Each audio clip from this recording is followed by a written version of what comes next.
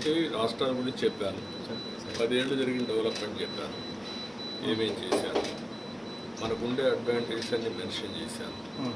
తర్వాత బైఫర్కేషన్ యాక్ట్లో ఉండేది కూడా గవర్నమెంట్ ఆఫ్ ఇండియా యాక్సెప్ట్ చేసిన దానికి కూడా థ్యాంక్స్ చెప్పాను. అందరూ ఏంటంటే మనకేదో ఇచ్చారంటున్నారు, ఇచ్చింది ఏమి లేదు.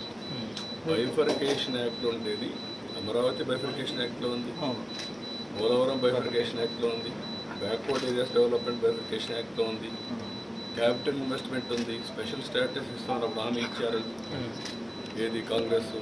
ఇప్పుడు స్పెషల్ స్టేటస్ బదులు మిగిలినటన్ని క్యాపిటల్ ఇన్వెస్ట్మెంట్ ఇవి హెల్ప్ చేస్తూ ఉన్నారు. అందుకు కూడా నేను ఫిగర్స్ పెట్టాను, మీరు స్టడీ చేయాలి. ఏదైతే నేను ఆర్థిక పరిస్థితి గురించి చాలా డీటెయిల్గా నేను చెప్పాను. ఆర్థిక పరిస్థితిలో బైఫర్కేషన్ అప్పుడు దగ్గర తెలంగాణకు ఆంధ్రాకు 30,000 రూపాయలు డిఫరెన్స్ ఉంది పర్ క్యాపిటల్ ఇన్కమ్. 30,000 రూపాయలు డిఫరెన్స్ ఉన్నప్పుడు దాన్ని బ్యాలెన్స్ చేయాలి కదా. బ్యాలెన్స్ చేయడానికి ఇవన్నీ పెట్టారు.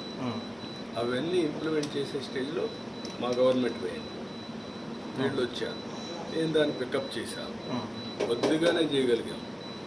అక్కడి నుంచి అవన్నీ డీటెయిల్స్ నేను అసెంబ్లీలో చెప్పాను.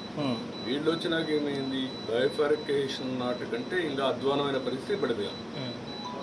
అప్పుడు పర్ క్యాపిటల్ ఇన్కమ్ తగ్గిపోవడం, పోలవరం నాశనం అయిపోవడం, అమరావతి నాశనం చేయడం, ఇండస్ట్రీ పారిపోవడం మొత్తం జరిగింది. ఇప్పుడు ఎన్డీఏ మీద ఒక నమ్మకం పెట్టుకుని ఓట్లేసాను. ఏమడుగుతున్నా మనం, దీన్ని రీబిల్డ్ చేయడం కోసం ఏదైతే బైఫర్కేషన్ అన్యాయం జరిగింది అవన్నీ ఇస్తే నేను నిలదొక్కుంటాను అడిగాను, అవే ఇచ్చాను. దీనికి కాంగ్రెస్ కూడా పార్టీ ఆ రోజు వాళ్ళే పెట్టింది, వాళ్ళే బైఫర్కేషన్ యాక్ట్ ఎవరు పెట్టారు, వాళ్ళే కదా పెట్టింది. ఆ రోజు ఎక్కడ చర్చ జరిగింది, ఆ విషయాలు ఆ రోజు చెప్పాం. మనందరం దాని మీద ఫైట్ చేసాం. సరే జరిగిపోయింది, పేట కంపెనీ. దాని నుంచి మళ్ళీ మనం రీబిల్డ్ చేసుకున్నాం. రికవర్ అయ్యే సమయంలో ప్రజలు ఇది చేశారు. సరే ఇతను వచ్చాడు, మొత్తం నాశనం చేశాడు. ప్రజలు దాంతో ఇంకా ఫ్రస్ట్రేషన్కి వచ్చి హిస్టారిక్ విక్టరీ ఇచ్చారు కానీ లాస్ అని పోర్ట్స్లేదు కదా. ఇప్పుడు ఆ బాధ్యత మాకప్ప చెప్పారు, రీబిల్డింగ్. అది నరేంద్ర మోడీ గారు చెప్పారు, అమిత్ షా గారు చెప్పారు, మేము చెప్పాం, అందరం చెప్పాం, పోయేసి. అందుకని నమ్మి ఓట్లు వేశారు. ఇప్పుడు వచ్చారు ఇక్కడికి. వచ్చినప్పుడు మా బాధ్యత అవన్నీ చేయడం. అది కూడా ఏది పాత బకాయిలే అడుగుతున్నాం, కొత్తగా ఇచ్చింది ఏం లేదు. ఇది కావాలని దాన్ని ఒక ఇష్యూ ఇచ్చి రాజకీయం చేస్తే కరెక్ట్ కాదు. వాస్తవాలు తెలియాలి కదా. ఎవరు వచ్చేది ఏం జవాబుదారితనం లేదా, అందరూ కూడా మనుషులు దగ్గర పెట్టుకొని పని చేయాలి. ఈరోజు ఇక్కడికి వస్తే నాకు ఇచ్చారు, నేను ఒకటి అడిగితే ఆవిడ ఒక విష్ లిస్ట్ ఇస్తాను.